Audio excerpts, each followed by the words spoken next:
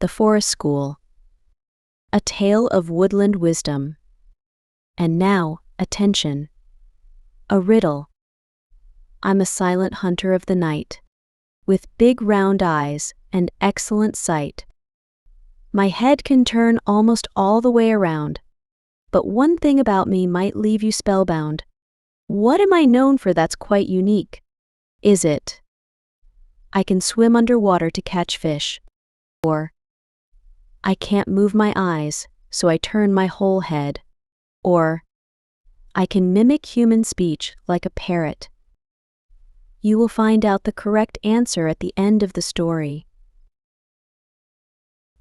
Deep in the heart of whispering woods, where the trees grew tall and the flowers bloomed in every color imaginable, there lived a wise old owl named Professor Hoot. With his round spectacles perched on his beak and a tiny mortarboard atop his feathery head, Professor Hoot was known far and wide as the smartest creature in the forest. One sunny morning, as the dew still sparkled on the leaves, Professor Hoot had an idea. He decided to start a school for all the young animals of the forest. Education is the key to unlocking the world's mysteries, he hooted to himself as he set about making his plan. Word spread quickly through the woods. Squirrels chattered about it as they leaped from branch to branch. Rabbits thumped the news with their strong hind legs. Even the usually quiet deer raised their voices in excitement. When the first day of school arrived, a clearing near the big oak tree was buzzing with activity. Young animals of all kinds gathered around, their eyes wide with curiosity and a touch of nervousness. Professor Hoot cleared his throat and addressed the crowd. "Welcome, young ones, to the Forest School. Here, you will learn about the world around you, discover your unique talents, and grow wise in the ways of the woods." Among the students were Rusty the fox cub, Pip the mouse, Blossom the fawn, and Acorn the squirrel. Each had come with different expectations and feelings about school. Rusty was skeptical. "Why do we need school?" he grumbled to Pip. "I already know how to hunt and play. What else is there to learn?" Pip, on the other hand, was thrilled.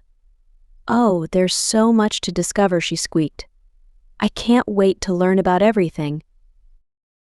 Blossom was shy but curious, while Acorn couldn't sit still, too excited about all the new things to learn.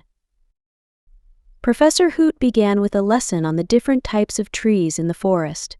He showed the students how to identify oak, maple, and pine by their leaves and bark. Rusty yawned, thinking it was boring, but Pip was fascinated. Next came a lesson on forest safety.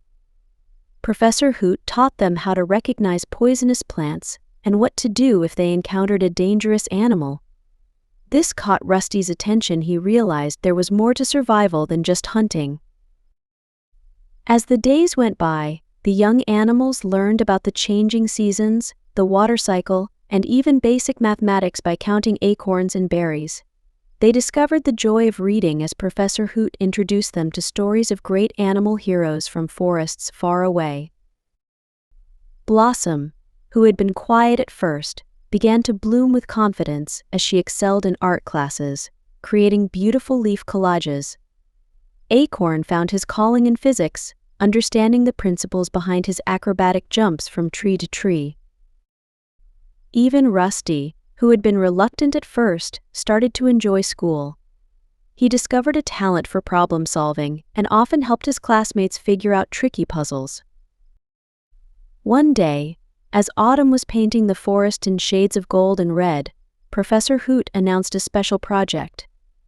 "You will work in teams," he explained, "to create something that will benefit our entire forest community." The young animals were excited but also a bit nervous. They had learned so much, but could they really make a difference? Rusty, Pip, Blossom, and Acorn decided to work together.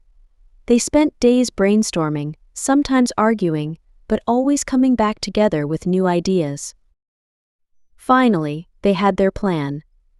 Using the knowledge they had gained in school, they created an early warning system for the forest.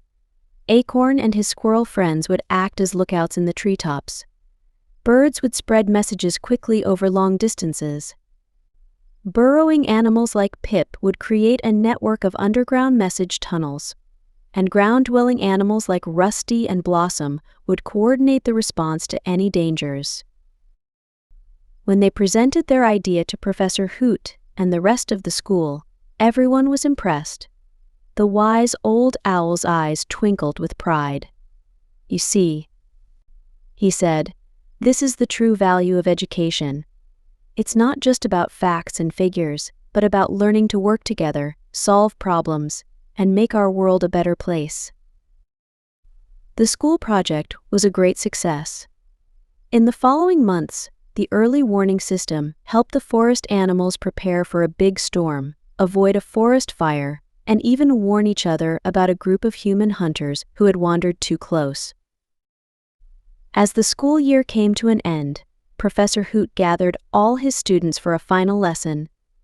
"My dear young ones," he began, his voice filled with warmth, "you have learned so much, and I am proud of each and every one of you. But remember, your education doesn't end here. The world is full of wonders, and there is always more to learn." He looked at each of his students in turn. "Rusty, you learned that knowledge can make you an even better leader. Pip, you discovered that even the smallest among us can make a big difference with the right ideas. Blossom, you found the courage to share your unique gifts with others. And Acorn, you learned to channel your energy into creating marvelous things." The young animals beamed with pride, realizing how much they had grown. "But the most important lesson," Professor Hoot continued, "is that education is not just for yourselves. It's a gift you can share with others, making your entire community stronger and wiser." As if to prove his point, the school erupted into excited chatter as the young animals began discussing plans for the future. Some wanted to become teachers themselves, eager to pass on what they had learned. Others were inspired to explore further, planning expeditions to the far corners of the forest to bring back new knowledge. Rusty, who had once questioned the need for school, now stood up tall. "Professor Hoot," he said, his voice clear and confident, "I want to thank you. I thought I knew everything I needed, but now I see that learning opens up a whole new world. I promise to keep learning and to help others do the same." Pip, Blossom, and Acorn nodded in agreement, each feeling a new sense of purpose and excitement for the future. As the sun began to set, painting the sky in brilliant hues of orange and pink, Professor Hoot looked out over his students with a heart full of hope. He knew that the seeds of knowledge he had planted would continue to grow, nurturing not just these young animals, but the entire forest for generations to come.